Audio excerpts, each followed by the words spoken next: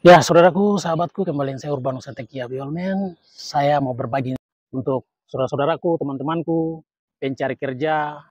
Saya mau bilang, kamu yang datang di Papua, mau berkarir di Papua, mau mengabdi di tanah Papua, sebelum kamu datang, atau kamu tidak punya saudara di tanah Papua, tetapi kamu punya niat ingin terlibat dengan orang asli Papua, saya mau pesan kamu.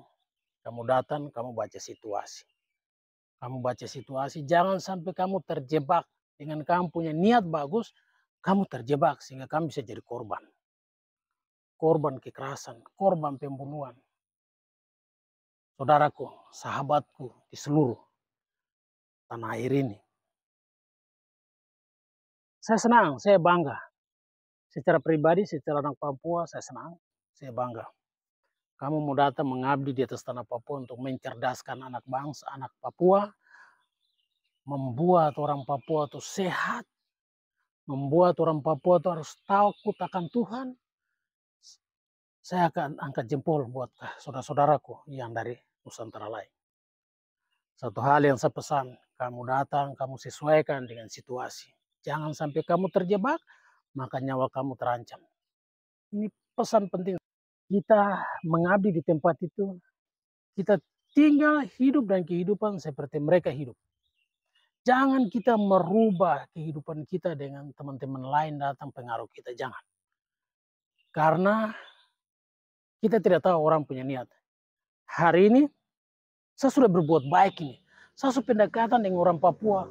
Sudah, saya sudah pergi duduk dengan orang makan. Saya sudah pergi berdusun dengan orang. Lalu kita sudah kehilangan kontrol. Kita lakukan hal yang lain. Itu ingat, penting sekali. Saya melihat dinamika ini mulai terjadi pembunuhan bagi guru-guru dengan tenaga nakes ini. Saya lihat ada situasi yang harus dijaga untuk saudara-saudara yang mengabdi. Harus dijaga, situasi yang harus dijaga secara pribadi, privasi. Jangan kita tampilan itu melebihi atau menggesek perasaan orang lain. Yang dulunya kita nyaman, kita membuat orang tidak akan nyaman. Hal-hal ini kita harus jaga. Begitu. Dari berpakaian, dari cara komunikasi, dari cara kita berjalan sama-sama. Ini cara-cara ini kalau kita awal datang, kita pertahankan yang itu. Kita jaga netral yang itu. Walaupun kita bilang saya tidak bermaksud lain-lain, tapi kalau dari tampilan, kita sudah tampil beda, selesainya kita. Saya berharap untuk saudara-saudara yang mau datang mengabdi di atas tanah Papua, mau ada di seluruh pelosok tanah Papua. Ini pesan saya bahwa ini pesan motivasi saya. Karena saya juga merasa senang kalau kalian datang untuk mencerdaskan anak Papua di tempat ini.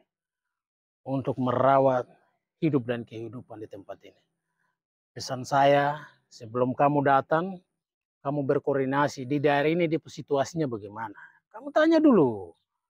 Sebelum, walaupun dia gaji besar di daerah yang ditempatkan, dia gaji besar. Tapi kamu tanya tentang di sana tuh kehidupannya bagaimana. Tanya dulu. Sebelum kamu tiba di tempatnya, kamu tanya. Papua bagian ini bagaimana dia cara hidup orang-orangnya di sana, situasinya bagaimana. Kamu tanya dulu. Baru kamu datang. Setelah kamu datang, kamu amati. Oh, Papua ini dia bagaimana ya? Papua yang saya ditempatkan daerah ini. Orang-orangnya punya cara berbicara begini, orang-orangnya punya kehidupan begini. Kita pelajari supaya kita punya nyawa nih jangan terancam. Kita punya niat besar ini kita datang untuk mau bangun anak-anak Papua nih. Kita pakai kebiasaan yang di luar sana kita kasih tinggal dulu. Kita datang di Papua, kita sesuaikan orang yang sudah lama di sini. Telinga banyak mendengar, mata banyak melihat, otak pikiran ini banyak analisa. Analisa harus kuat. Saudara, sayang kalau kita datang, kita tidak menjaga itu, kesian. Kita punya niat baik, tapi nyawa kita terancam.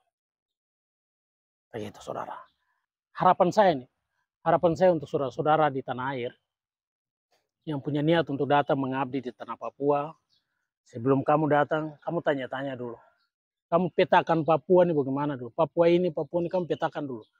Baru kamu datang, kamu mengabdi. Begitu. Kalau kamu tidak nyaman di Papua itu, kamu minta pindah ke Papua lain. Toh. Kan Papua ini luas. Papua pegunungan, Papua pantai, Papua selatan, Papua tengah, banyak. Papua ini kan ada berapa kabupaten dan provinsi berapa. Kamu tinggal pilih saya.